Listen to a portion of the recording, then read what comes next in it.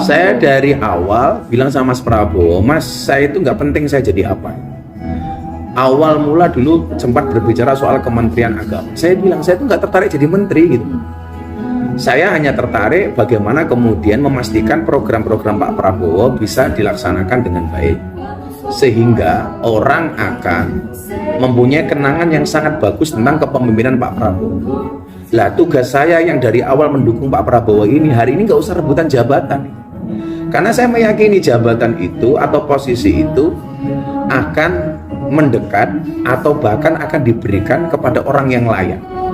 Maka kalau Nabi mengatakan idza wusidal amru ila ghairi ahli faqtadirisa, ketika satu urusan dipasrahkan kepada mereka yang bukan ahlinya, maka tunggulah saat kehancurannya. Saya nggak mau kemudian membebani Pak Prabowo, saya harus mendapatkan ini, mendapatkan itu. Maka dari awal saya nggak apa ya, saya perjanjian Gus kalau nanti Pak Prabowo menang saya harus jadi ini jadi itu, enggak sama sekali. Justru hari ini saya tertarik bagaimana ke depan mengawal pemerintahan Pak Prabowo sehingga janji-janji kampanyenya seperti hilirisasi, makan gratis, kemudian food estate, susu dan sebagainya itu bisa berjalan dengan baik. Tugas kita ngawasi gitu. Kalau toh kemudian pada akhirnya saya mendapatkan posisi tertentu, jelas itu bukan permintaan saya. Dari awal saya bilang, enggak lah gitu. Saya masih harus ngurusi lokalisasi di Indonesia yang masih banyak belum dapat solusi. Saya masih banyak harus ngurusi teman-teman preman yang kemarin rencana saya dengan Maung Hercules bagaimana teman-teman preman se-Indonesia ini bisa ngaji. Sehingga kalau kemudian saya menjadi menteri umpamanya, kok saya melihatnya justru membatasi langkah dan gerak saya.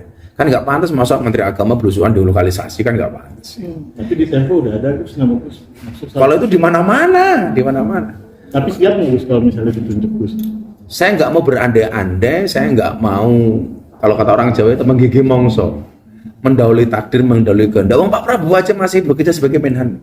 Saya kemarin di Bali sama Mas Gibran juga nggak ngomong apapun itu. Yang penting ini bagaimana kemudian di realcon hasilnya sesuai dengan quick count, kemudian setelah itu kalau ada persoalan segera diselesaikan, itu bagi saya lebih dari cukup.